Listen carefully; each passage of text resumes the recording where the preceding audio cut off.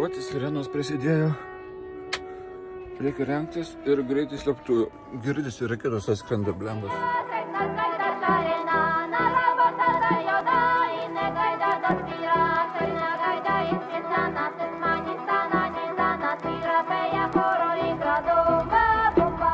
Čia sakė, prasidėjo rusų invazija link Kijevo, Tripiniai.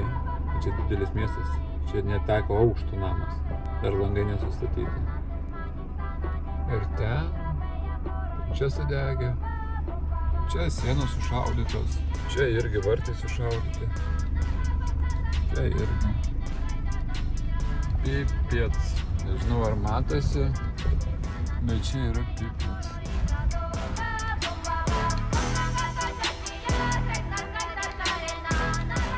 Baisiausia čia tai yra tvoras.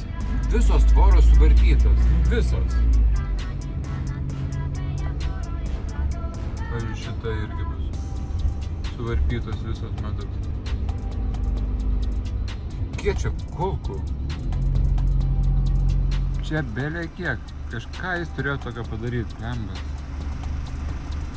Paprastas žmogų.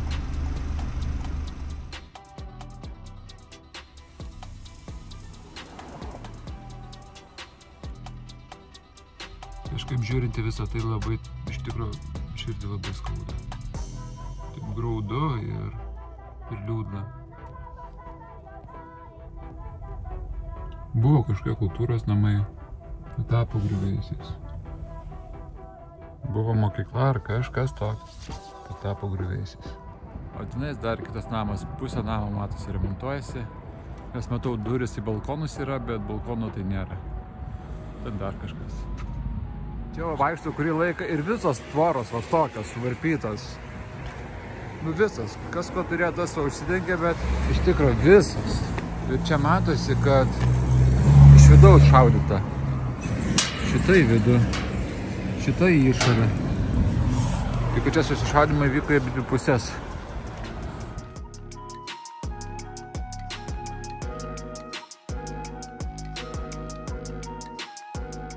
Čia suvarytas. Kas viduje dėjosi? Sunku įsivaizduoti.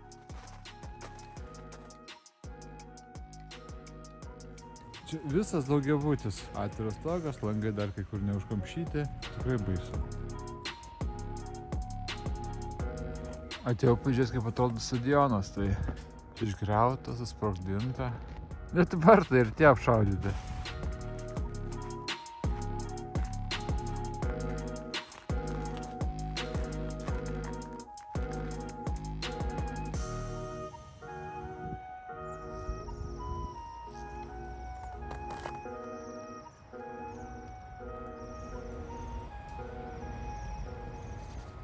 Yra minus 13 ir gražus važiakai darosi.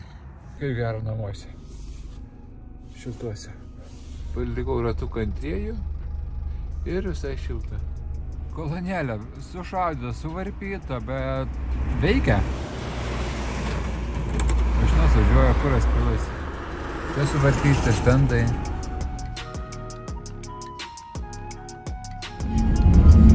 Postas.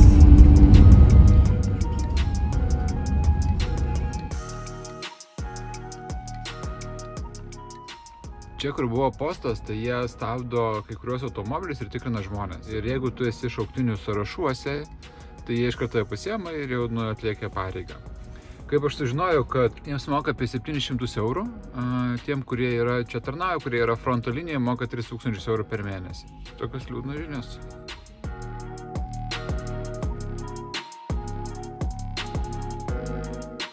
Nuėjau jų vietinę restorano tinklą, ten kaip Delano pas mūsų. Tai šitie boršius, didelės riba ir šitas salotas, nes ėmiau, nes vietiniai ėmė, tai galvoju, bus gerai. Tai man kainavo 5 eurus. Miesto centre radau tokius reikalus.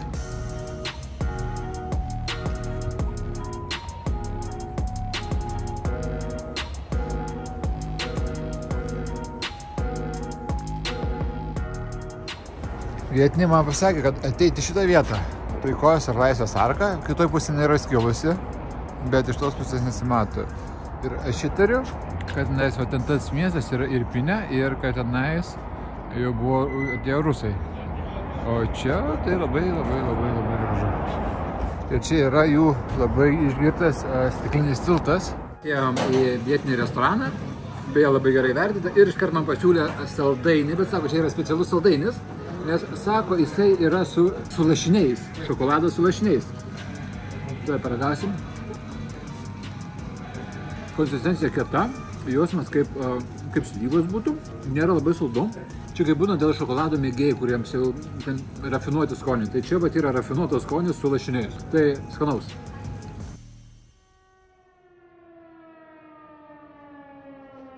Vat sirenos prasidėjo. Reikia rengtis ir greitai slėptuvių. Čia man kareiviai prie patyro, manau, parodys. Nors nebėra garso sirenų. Mano draugas man parašė, kad sako, eik tu, sako, slėpkis, nes sako, paskiau bus kitas signalas, kada jau bus prieės pavojus. Sako, varyk ir sako, pamatysi, kaip viskas vyksta.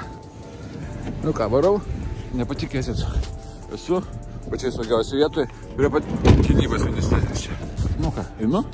Prie kareivių klausiu, kur čia man įslėptis. Gemberiuk, tikiuosi, mes su tavim dar pasimatysim. Nepalik manęs. Tai kareivės pasakė, kad eičiau žemėnu per, ir sako, yra slėptuvė. Žmonių tai iš vis nėra. Bet tas kareivis toks ramus. Paklausiu, kur bombos slėptuvės yra, bet tuo pačiu kavos nusipirksiu. Vis tiek linksmiau kažkaip tai su kava į slėptuvę. Daug girdėjai? Не кофе, капучино. А где здесь бомбоубежище?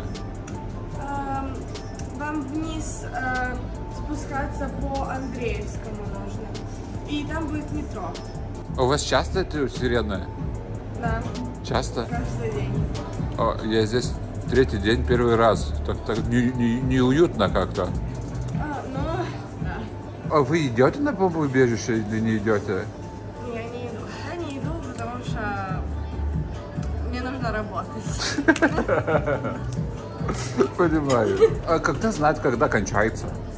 Уведомление должно на телефон приходить.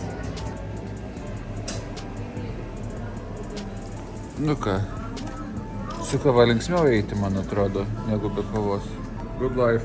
Nu, blembas, kaip gerai atrodo. Good life. Einam į metro.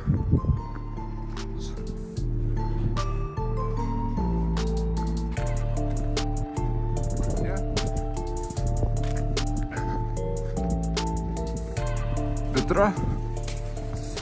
Ta vieta, kur slėptis reikia.